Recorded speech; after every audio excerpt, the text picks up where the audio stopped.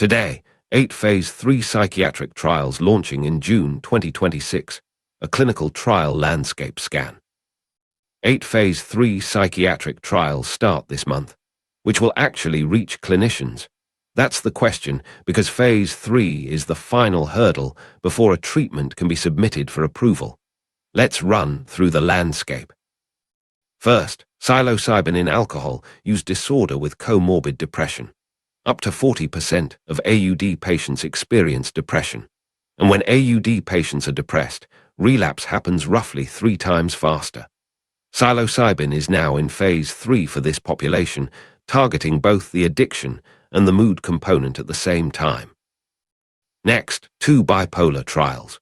Cariprazine is entering Phase 3 for depressive episodes in pediatric bipolar 1 disorder, ages 10 to 17. Bipolar affects up to 4% of adults and about 1.8% of the pediatric US population, and depressive episodes in young patients are significantly understudied, with very few pharmacotherapeutic options.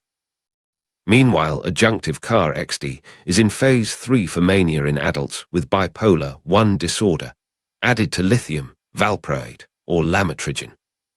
For post-traumatic stress disorder, TSND-201, called Empower-1, is a Phase 3 trial with a 4-week treatment period.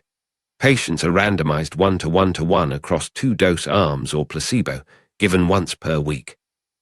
In schizophrenia, 2 prescription digital therapeutics are entering Phase 3 as adjuncts to standard of care, targeting the experiential negative symptoms, the flat affect, the lack of motivation, the social withdrawal in late adolescents and adults. 2 more trials. Remote supportive programs for women post-surgery measuring improvements in acute pain, postoperative depression, anxiety, and sleep disturbance. And brenipatide, a Phase 3 trial in major depressive disorder, evaluating whether it delays the return of depressive symptoms, with a minimum treatment duration of 12 months. Finally, KarXT is also going into Phase 3 for psychosis in Alzheimer's disease. The ADEPT-4 trial is evaluating safety and efficacy across the full spectrum from mild to severe Alzheimer's disease in patients with moderate to severe psychosis. 8 Phase 3 trials, 8 different indications, which will actually make it to clinical practice. Follow the registries, watch the readouts. All of them are worth tracking. Questions or episode ideas? Drop them below and subscribe for more psychopharmacology breakdowns. Educational purposes only, not a substitute for clinical judgment.